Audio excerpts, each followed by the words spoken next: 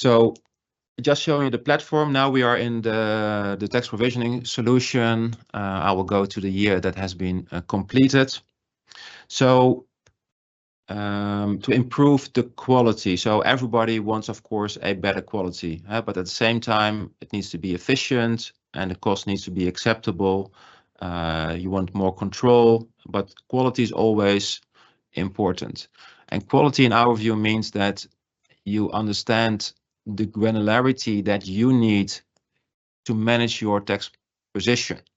So the data points we often see is that it is not granular enough to be compliant, first of all, with IFRS or US GAAP, but especially now with Pillar 2, if you're not granular enough in your data points, it will be very difficult for you to find the right data points to present as a starting point in Pillar 2. If you remember what you need to provide for Pillar 2, so what you see now is a reconciliation of the P&L tax charge, starting from the earnings before tax to taxable income, all the way down to the breakdown of your P&L tax charge in current tax and deferred tax, and also current year, prior year, and the total P&L tax charge. You may remember that in Pillar 2, the starting point for the covered taxes is, first of all, you start with the current tax, then you have to do all kinds of adjustments, and then the deferred tax, and also apply a lot of adjustments. But these are the starting points for the entities within the Pillar 2 calculation. If you then look at the globe income, you start with the earnings after tax, but you still need to eliminate the total P&L tax charge, which is this number. So these are the critical components to start with Pillar 2. At the same time, where does this number come from? So if you would ever be audited or challenged by auditors, okay, how did you arrive at those numbers? You need to be able to show the full audit trail from top EBT with all the permanent temporary differences, current tax effects. You need to explain them. And where are these coming from? These again coming from the different input components within the system. So that's very important that you're able to show the full audit trail. So you need this kind of quality level. And also, to be frank, if you're having perfect Excels today, those Excels should be exactly identical to what you see now on the screen. There should be no difference. Of course, Excel has the advantages that I mentioned, but tax accounting is pretty mechanical, and there are not many deviations in between what you have in the proper Excel and in the proper software. The only thing is that most companies don't have that. But this is not only to be compliant for IFRS, which is for some companies okay because they're private equity held or there's not enough focus on that. But now again with Pillar 2, it becomes a different ball game. And that's also the reason why we have just launched a new version of TaxProof, our solution, which we already had since 2014, to basically prepare for the new journey under the BEPS 2.0. So what's in it? What you don't see in Excel typically is things like a knowledge base, a tax help for the user. You don't see summary cards if I want to see the impact for what I've done here immediately, what it effect has on taxable amount. I don't have audit trails in my Excel where I can make comments. I can add files to it.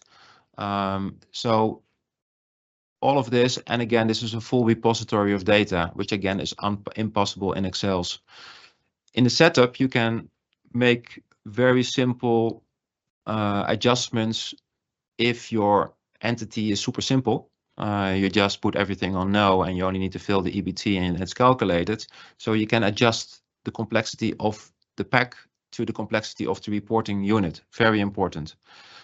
To improve your controls, sorry, one moment, I will also show you the deferred tax. So you also want to show your deferred tax assets and deferred tax liabilities, breaking down between the various items, also showing liabilities, PP&E, for example, both on whether it's assets or liabilities, and also which part goes through the P&L and which parts goes through equity.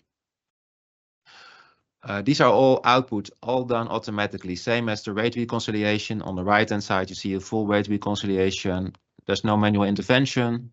Also, the nice thing is that people cannot manipulate any data. Any data, for example, for temporary differences. You see data here. If you go into, for example, PP&E, you see various data coming in. And if you then go to 2024, that data is rolled forward into the next year. So you already see at the setup that I cannot put this on no because you already had the temporary differences last year, first of all. So you're not able to unlock this until you have reversed the temporary differences that are in the sheet. So that's kind of like a protection, avoidance of error. And if you go to temporary differences, you can also go to this amount and you can see the various items opening and closing. And so there's an automatic roll forward of data from last year to this year.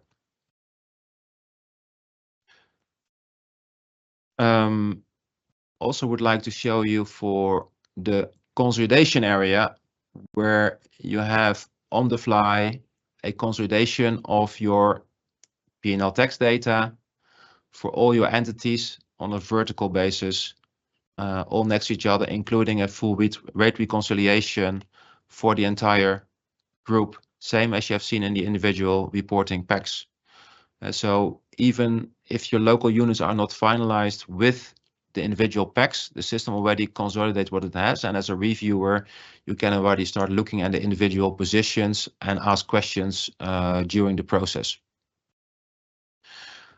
In terms of status, we have, of course, an overview of the work list, so you can see what is to do, what has been done, so you have a visual of that.